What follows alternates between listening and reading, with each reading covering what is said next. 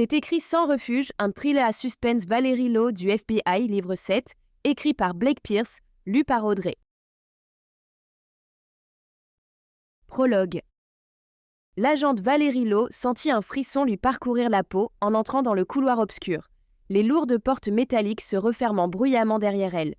Les murs étaient glaciaux, dépouillés, et pourtant, une impression tenace lui soufflait qu'elle n'était pas seule.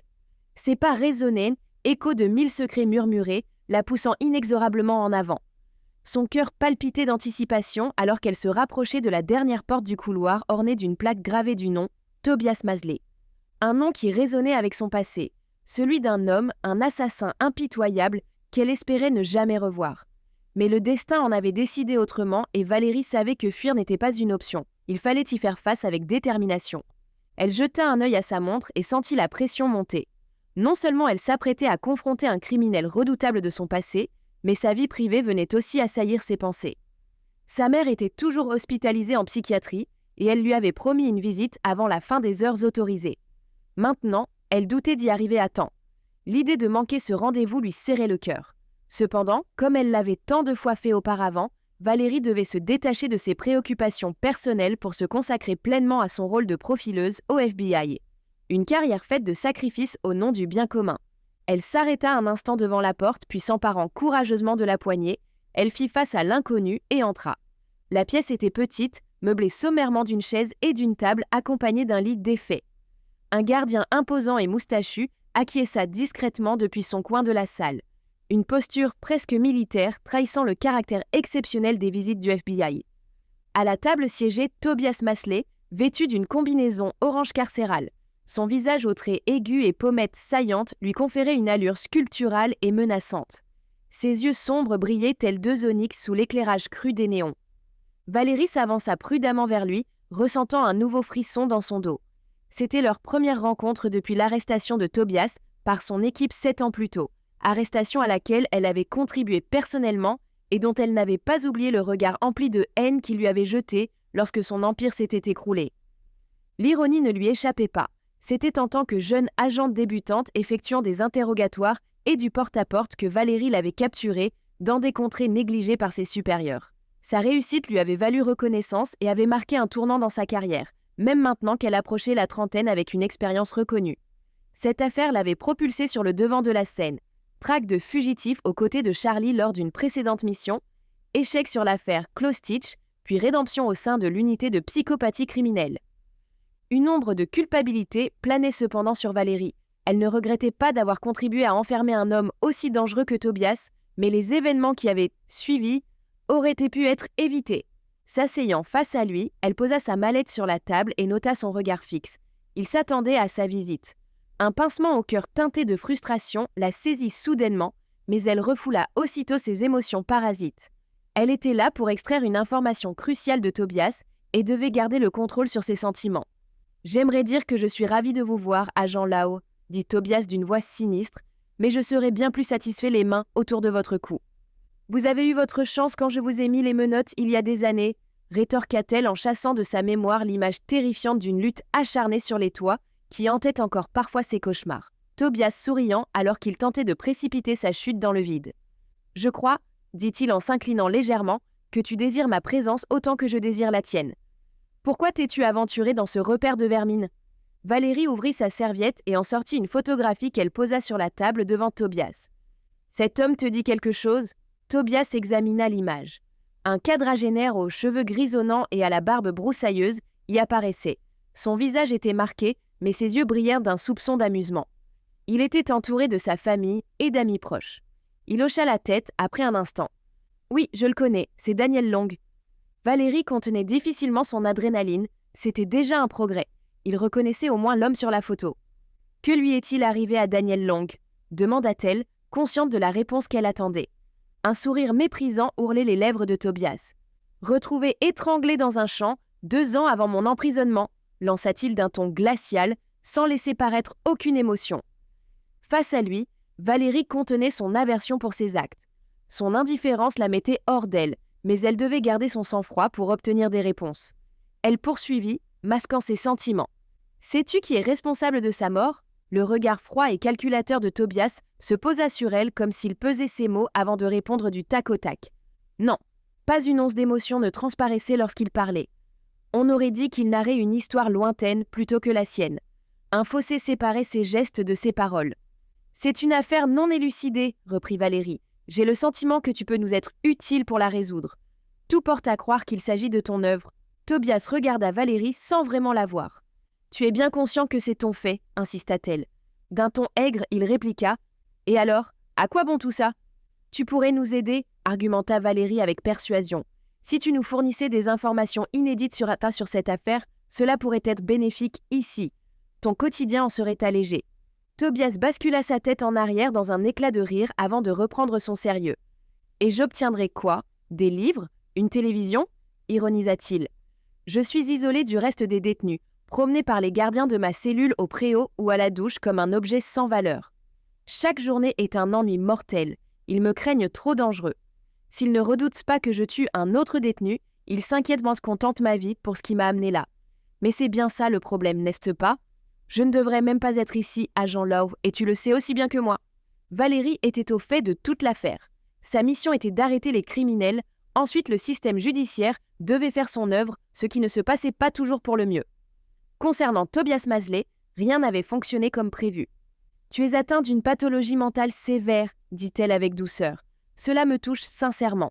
Tu devrais être pris en charge par un service psychiatrique adéquat au lieu d'être ici. Mais ce n'est pas envisageable après les décisions prises par les tribunaux.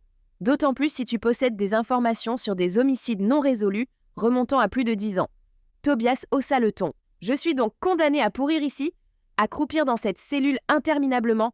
Je ne suis pas criminel, je suis malade et tu en es consciente. Pendant ce temps, je dépéris alors que je devrais être soignée. » Valérie acquiesçait en silence. Cette injustice, elle la connaissait trop bien dans l'exercice de ses fonctions.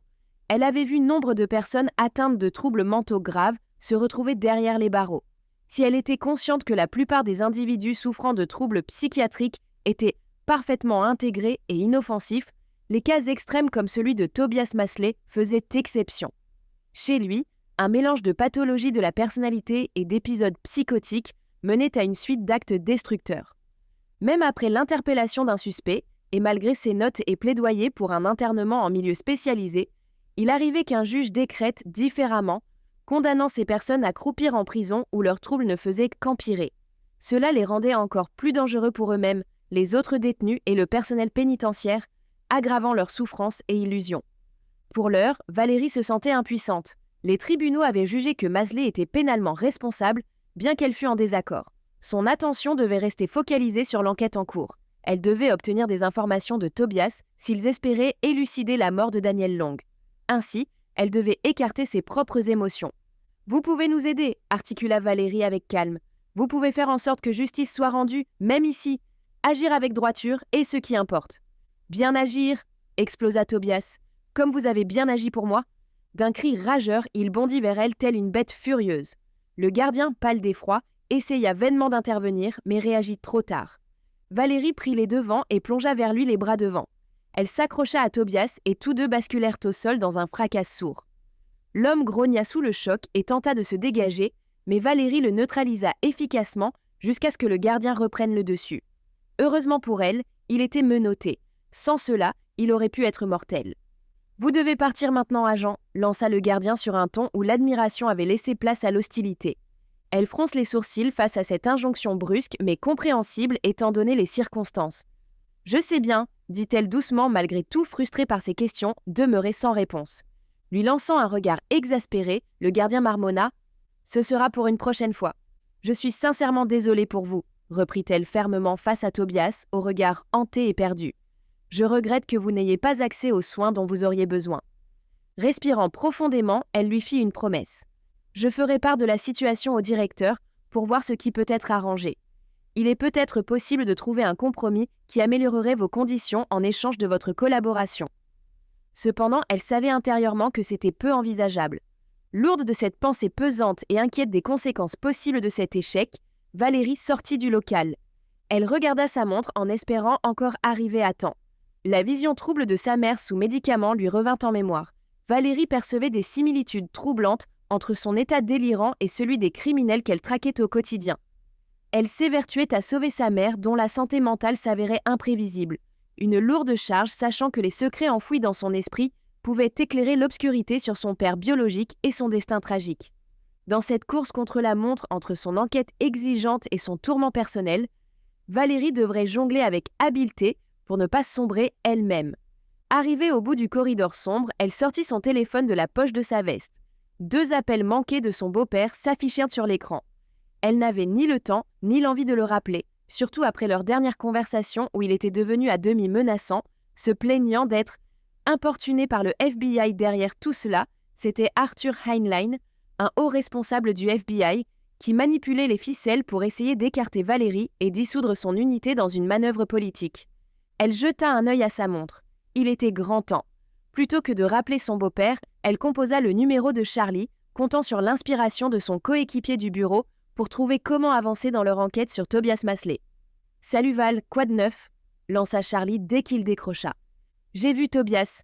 Pas d'aveu pour le meurtre de Daniel Long et à part quelques indices qu'il connaissait la victime, il ne nous a rien révélé d'utile. Heinlein te garde toujours à l'œil. Il fouillera chaque recoin de ton passé jusqu'à trouver de quoi t'écarter du service. Sans tes talents en analyse comportementale, l'unité de psychopathologie criminelle serait vite déclarée incompétente et fermée. On doit vraiment être prudent, Val. » Valérie pouvait sentir la lourdeur dans le soupir de Charlie à travers la ligne et sentit un poids lui serrer le cœur. Depuis que leur supérieur Jackson Weller avait été suspendu sous des accusations fallacieuses concoctées par Heinlein, ce dernier n'avait eu de cesse de chercher à les discréditer, eux et leur travail. La raison exacte de cette vendetta lui échappait, mais Jackson avait été mis à l'écart et toute communication avec lui était proscrite pendant l'enquête. Heinlein était déterminé à fermer leur unité après avoir failli lors de leur précédente affaire.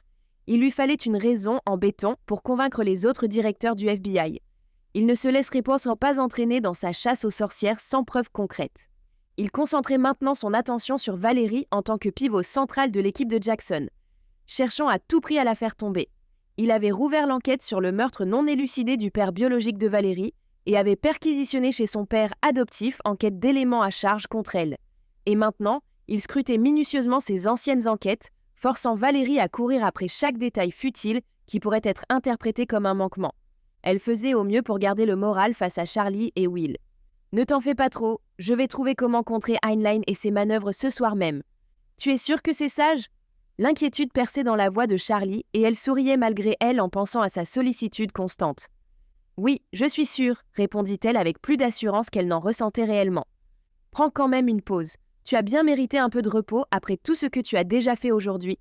Ça te permettra d'être au top demain face au directeur Heinlein. » Elle aurait voulu confier à Charlie où elle se rendait vraiment, mais c'était trop personnel. « T'inquiète pas pour ça. Je ne vais pas vous laisser tomber toi et Will. On va juste rester plus rusés qu'Heinlein et sa bande. Toujours un pas devant eux. On doit être irréprochable pour qu'ils ne trouvent rien pour nous faire chuter. »« Je comprends. Ça veut dire que tu rentres chez toi là? Juste histoire de souffler un peu ?»« Pas tout de suite, » glissa-t-elle en hésitant. « Essaye quand même de prendre un moment pour toi. On a besoin que tu... » Nous espérons que vous avez apprécié cet aperçu. Pour continuer à écouter ce livre audio sur Google Play Livres, utilisez le lien dans la description de la vidéo.